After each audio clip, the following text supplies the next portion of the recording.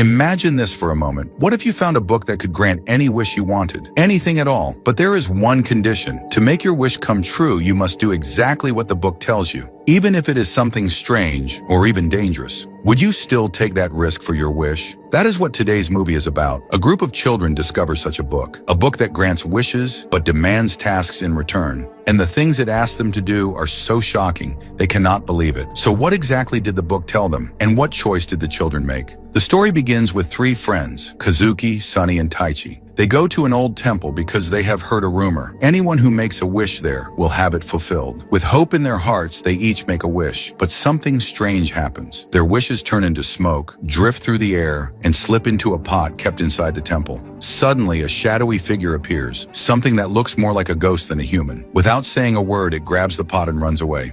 The three friends are too focused on their own thoughts and do not notice what just happened. That ghost then takes the pot to an old bookshop. Inside, the shop's owner is waiting. The ghost says, "I have brought the wishes of 3 children. I think it is time to use the ghost book." The owner replies, "Do you think those children will be able to follow the book's instructions?" The ghost nods. "They are brave and full of energy. I think they will try." The owner smiles faintly and says, "Then go tonight. Tell them about this shop so they will come looking for the book." The ghost agrees. Later that night, Kazuki is asleep when the ghost appears beside his bed. It whispers, "If you truly want your wish to come true, go tomorrow to the old bookshop. There you will find out how. But be warned, fulfilling a wish may cost you your life." Then the ghost disappears into the darkness. Kazuki wakes up in shock. He wonders, who was that? How did they know about my wish? But then he tells himself maybe it was only a dream. After all, he thinks about his wish all the time, so maybe his mind just imagined it. Yet deep down, he feels it was something more, something real. The next morning, Kazuki meets Sunny and Taichi at school. As they begin talking, he learns something shocking. Both of them also saw the ghost last night. Just like Kazuki, the ghost told them to visit the old bookstore if they wanted their wishes to come true. Kazuki is stunned. So it wasn't just a dream, that ghost was real. He thinks for a moment and then says, "It must have come from that temple where we made our wishes. Maybe we should listen to it. Who knows? Maybe our dreams really will come true." His friends nod, though they are nervous. Later, while sitting in class, the three whisper quietly about what to do next. Just then, a new teacher enters the room. Her name is Hayama. Their regular teacher has gone on maternity leave, so for now, Hayama will take over the class. She looks a little nervous. It is her first time teaching, but there's also a spark of hope in her eyes. She wants to prove to herself that she can do it. After school ends, Kazuki, Sunny, and Taichi go straight to the old bookstore, just as the ghost instructed. But when they arrive, they can't believe what they see. Yesterday, this place was empty. There was no shop here at all. How could someone open an entire shop overnight? Still, the children don't care. All that matters is their wishes. So without hesitation, they step inside. What they don't know is that Hayame has noticed them sneaking into the shop. Curious and concerned, she quietly follows them in, wanting to see what her students are up to. Inside, the three friends find the shop strangely quiet. The shopkeeper is asleep at the counter. They whisper to each other and begin to search the shelves. The ghost had promised they would find the ghost book here, the mysterious book that could make wishes come true. Soon, their eyes fall on a book that looks ancient, heavy, and far too expensive for them to buy. Without money, there's only one thing left to do. They decide to take it secretly, but just as they grab it, the shop owner wakes up. His sharp eyes catch them in the act. Fear spreads through the children as they realize they've been caught. They clutch the book and try to run. The owner calls after them, "Wait! You must first listen to the rules of the book. Without them, you cannot use it properly." But the children are too scared to stop. They run as fast as they can, desperate to escape. However, something strange happens. From the outside, the shop looks small. Yet inside, no matter how long they run, the exit never appears. The shelves go on forever. The corridors twist and stretch endlessly. Finally, after what feels like ages, they stumble out into the open air. Hayama also comes out behind them, breathless. She stops the children and demands, "What were you doing in there? Which book did you take?" Panicking, Kazuki points upward and shouts, "Look, a buffalo flying in the sky!" Instinctively, Hayama turns to look, but instead of a buffalo,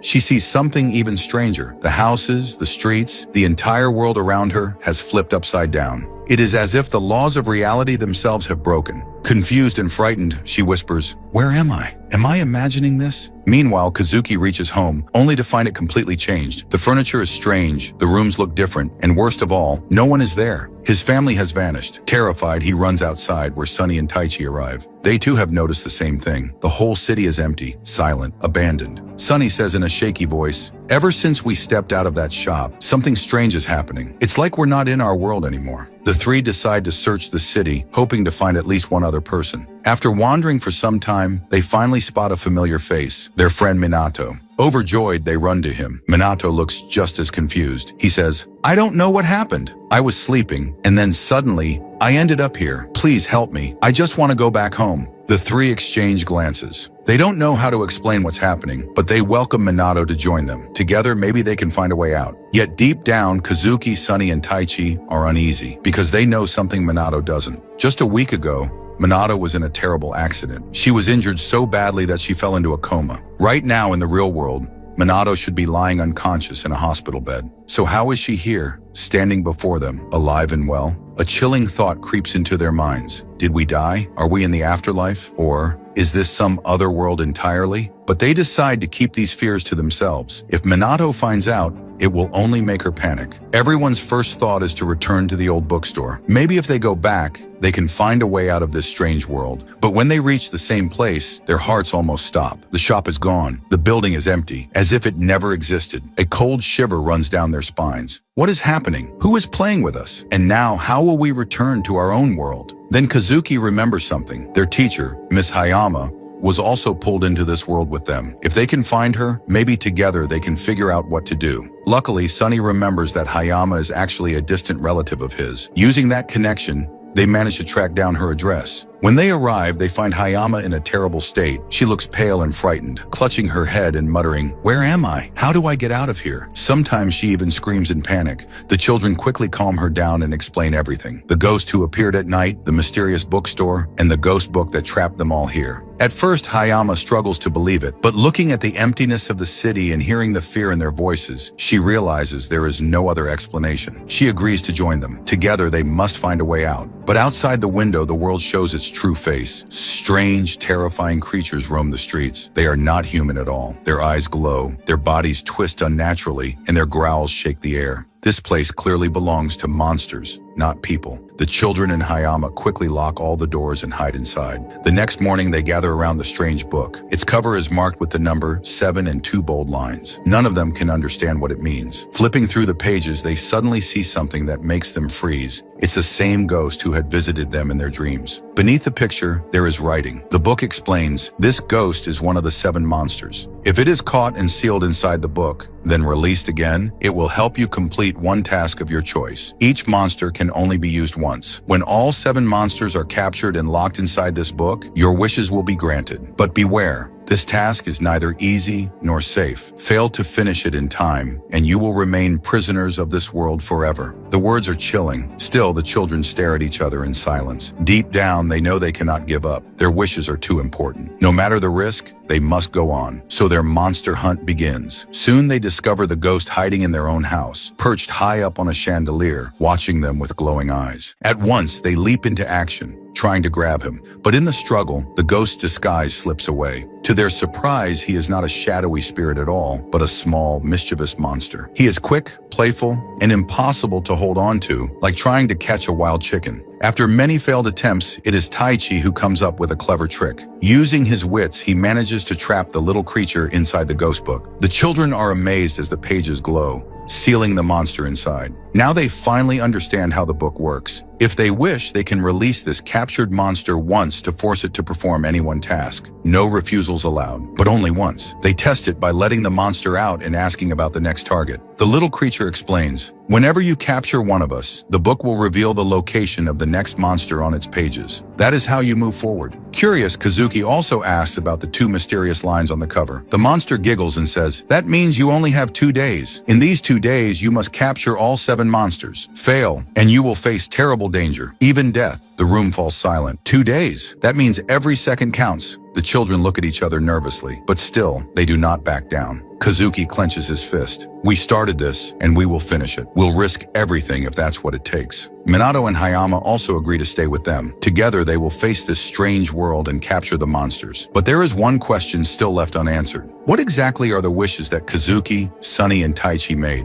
What dreams are so important that they are willing to risk their lives for them? That, friends, we will find out soon. Following the ghost book's instructions, everyone heads toward a dark jungle. According to the pages, the next monster lives inside a cave, but this one has a strange weakness. He cannot bear hearing bad things about himself. If someone insults him, he loses control. That is the only way to bring him out. So the group gathers in front of the cave. Nervously, they begin to shout insults inside, saying mean things about the monster. At first, there is silence, but then, with a deep roar, the cave trembles. Out he comes, massive, terrifying, far larger than anything they had imagined. His body spins at incredible speed, like a deadly machine, smashing and destroying everything in his path. Trees fall, rocks break, and the ground shakes under his power. Everyone panics. How will we ever trap something like that? Kazuki shouts while they run in every direction, barely dodging the monster's attacks. But once again, Taichi keeps his calm. He places the ghost book open on the ground. Then he steps forward and shouts even louder insults, drawing the monster's attention directly to himself. The beast, furious, spins at full speed and charges toward Taichi like a storm. At the last second, Taichi leaps aside. The monster slams straight into the book, which flashes brightly, and in an instant, he is sucked inside. Breathing heavily, the children realize they have done it. Another monster captured. Out of 7, they have now sealed 3. That means 5 still remain. Time is slipping away. The book soon reveals the next challenge, a monster that looks like a floating sheet of white cloth. His weakness? He cannot tolerate being dirtied. If his pure white surface is stained, he loses control. So the group comes prepared, carrying paints and colors to splash on him. But before they can act, the monster strikes first. He swoops down and wraps himself tightly around Sunny, dragging him upward into the air. Kazuki and Taichi rush to help, but they too get tangled and lifted high off the ground. Panic fills the air as they struggle to breathe. Just then, Hayama and Minato grab some paint rings and hurl them at the monster. Streaks of color land on his body. The cloth monster shrieks in horror, flailing wildly. "No, don't stain me!" he cries. Terrified of being completely dirtied, he releases the children and dives straight into the ghost book on his own. Another one down. Only 4 monsters left, but now the book's warning grows harsher. They have just 1 day remaining. If they fail, they will be trapped in this world forever. Determined, they continue. The next monster is described as a being with 100 eyes. Wherever an attack comes from, he sees it instantly and blocks it. A nearly impossible foe. Everyone feels hopeless, but Hayama thinks carefully and comes up with an idea. If he has 100 eyes, then let's make him cry. We'll use onion water. The children smile at the clever plan. They quickly chop onions, squeeze out the juice, and fill it into balloons. Armed with dozens of stinging water bombs, they set out once more. When the monster appears, its body covered with countless blinking eyes, it looks horrifying. The children launch their attack, throwing balloon after balloon, but to their shock, every balloon bounces away, blocked by an invisible shield around the monster. He laughs mockingly. "Did you really think I would be fooled? I am not weak enough to fear such tricks." For a moment, despair fills the group, but Minato steps forward bravely. "You're wrong," she says firmly. "You are weak." Then she hurls balloon after balloon with determination. One slips past the shield and splashes across the monster's many eyes. He howls in agony, twisting in pain. More balloons follow, breaking through his defenses. The monster falls to the ground, weeping loudly. Minato lowers her head respectfully and whispers, "I'm sorry, but we had no choice." With that, the ghost book opens, pulling the creature inside. After catching the 100-eyed monster, the group makes their way to a nearby park. They gather together on the benches, trying to learn from the ghost book who the next monster might be. While the others are busy flipping through its pages, Taichi relaxes and begins swinging back and forth on an old swing. But then, the words on the book's page reveal a terrifying truth. The next monster is the swing itself. Whoever rides it will never be allowed to get off. Instead, the swing will carry its victim straight down to hell. Everyone freezes in fear. Their eyes dart to Taichi, who is still happily swinging, unaware of the danger. Suddenly, the chains creak, and the swing begins to pull him upward, higher and higher, refusing to let him escape. "Taichi!" Kazuki shouts. The children rush forward, grabbing onto the swing in desperation. Hayama too climbs onto it, hoping their combined weight will slow it down. But the monster is too strong. The swing rises higher, dragging all of them into the sky. It is no longer a simple playground toy. It is a demon determined to carry them all away. On the ground, Sunny is left behind. His arms are too short, his legs too small. He cannot reach the swing to climb up. He can only watch helplessly as his friends are lifted higher and higher, the sky swallowing them. His chest tightens. I can't just stand here. I have to save them. With trembling hands, Sunny opens the ghost book. He releases the white cloth monster they had captured earlier. Please, he pleads, help me save my friends. The cloth monster nods, wrapping itself around Sunny like wings. Together, they soar into the air, chasing after the swing. With incredible speed, Sunny reaches his friends and slams the book open against the swing. The monstrous chains rattle and scream before being pulled inside, trapped within the pages. But just as the swing disappears into the book, Kazuki, Taichi, Hayama, and Minato lose their hold. Their bodies fall, plummeting straight toward a deep ditch below. The children scream, wind whipping past them. It seems certain they will die. At the last moment, the cloth monster stretches out, catching each of them gently in its folds. One by one, it sets them safely on the ground. Everyone gasps in relief. Sunny has saved them all. The others crowd around him, clapping his back and praising him proudly. For once, the smallest one has become the biggest hero. After catching their breath, they return to the book to uncover the identity of the next monster. The pages shift and words appear. This time, the monster is described as a reflection. Whoever looks into a mirror will see their image step out of the glass. The reflection will then try to replace the original and take their life. The children feel a heavy dread. How can anyone fight against their own mirror self? Before they can plan, it happens. Kazuki glances at a mirror nearby, and suddenly his reflection steps forward. Now there are two Kazukis standing side by side. Everyone is stunned. Which one is the real one? Taichi asks. To test them, he asks both Kazukis a few questions. Shockingly, they answer exactly the same. There is no way to tell them apart. In desperation, Taichi holds up the ghost book and tries to trap the fake one. But in his haste, he makes a mistake. He aims at the real Kazuki. Sparks of electricity burst out. The real Kazuki cries in pain and collapses. Because he is human, the book rejects him violently. His body trembles from the shocks, his face pale. The others rush to his side, horrified, but at least now they know the truth. If one Kazuki was harmed by the book, the other must be the fake. The false Kazuki smirks and bolts, running away as fast as he can. Worse still, his body splits into many copies, dozens of Kazukis running in every direction. Chaos erupts. How can they catch the right one? Which is the true reflection? It is Minato who steps forward. Her voice is soft but steady. If this really is Kazuki's reflection, then he will have something of Kazuki inside him too. And Kazuki never ignores me. She closes her eyes, takes a deep breath, and calls out gently, "Please come inside the book. I promise I won't hurt you." Her words melt through the crowd of fake Kazukis. Slowly, every reflection lowers its head and walks forward. One by one, they step into the ghost book willingly, sealing themselves away. The others stare in shock.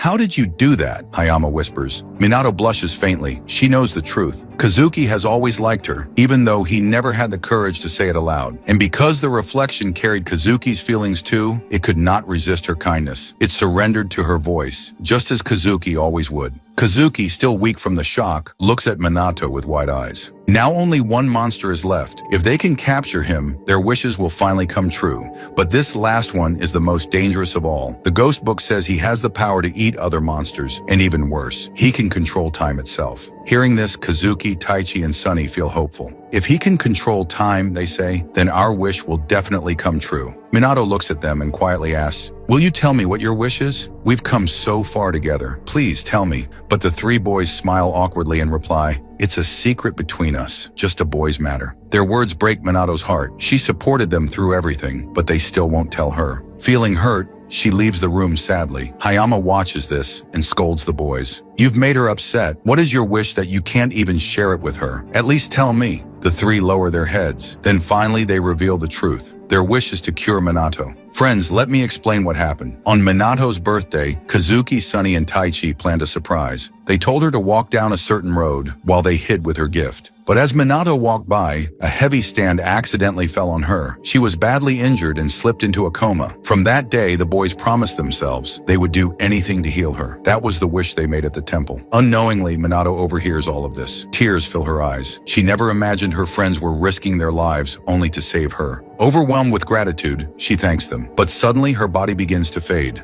The time she has in this strange world is running out. If the last monster is not caught soon, she will vanish forever. Everyone rushes to find the final monster, but they have no idea where he is hiding. Time is almost up. Desperate, they beg Little, the small, naughty monster, for help. By rule, a monster can only help once after being released from the book. Little has already done his part, but seeing the children's courage and loyalty, he breaks the rule. I will help you one more time, he says, but be careful. The last monster is stronger than all of us. The group thanks him deeply and sets out. Little tells them the last monster lives inside a grand palace. When they reach it, the monster's soldiers immediately attack. The children quickly release all the monsters they have caught. Go! They shout. Fight for us! The monsters obey and clash with the soldiers, giving the children a chance to run inside. But waiting in the palace hall is the last monster himself, huge, terrifying, and ready for them. The children try to trap him in the ghost book, but it doesn't work. Their captured monsters also fight bravely, but the last monster devours them one by one. With every bite, his power grows. He gains 100 eyes, he floats like the swing monster, and he spins like the machine monster. He becomes unstoppable. Everyone loses hope, and Minato's body grows weaker, fading fast. Knowing her end is near,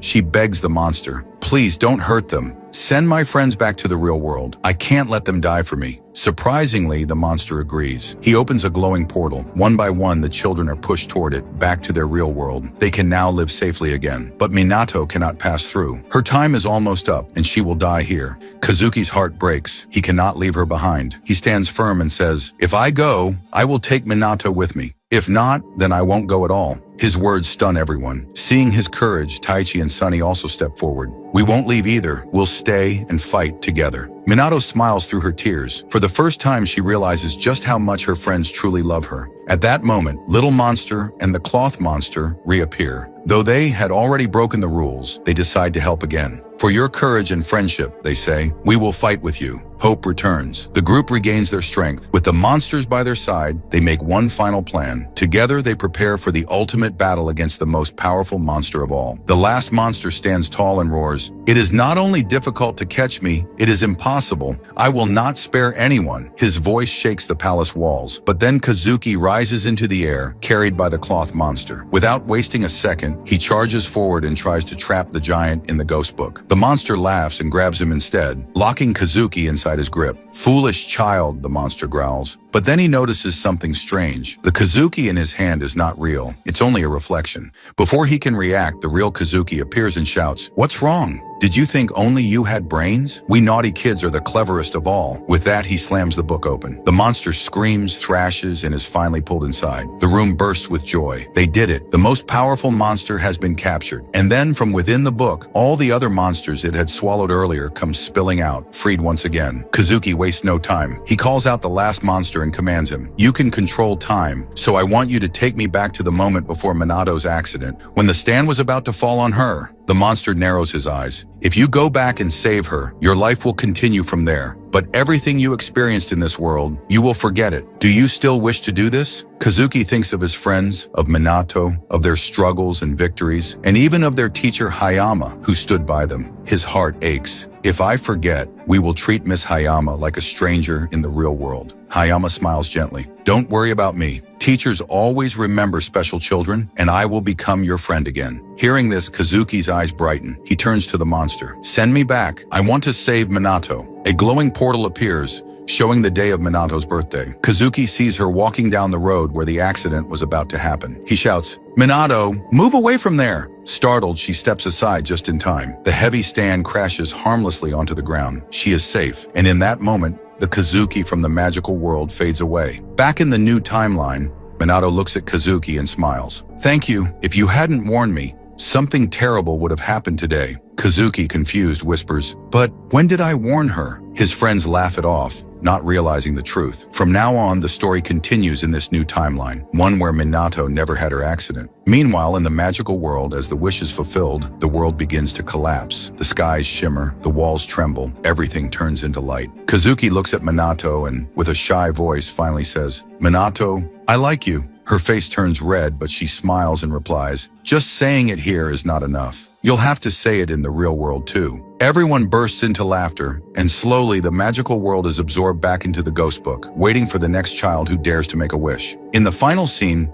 Kazuki, Sunny, Taichi, and Minato are once again at school. Their teacher Hayama walks in. The moment she sees them, her eyes fill with tears. She doesn't know why, but faint memories touch her heart. The four children too feel a strange pull, as if something important happened between them, something they cannot quite remember. But since they are just kids, they laugh, smile, and return to playing together, carrying only a faint shadow of the adventure that changed their lives. And that, friends, is the end of this story. A tale of courage, friendship, sacrifice, and a magical book that can grant wishes if one dares to pay the price. So how did you like this story? Wasn't it full of twists and surprises? Take care of yourself, and thank you so much for watching.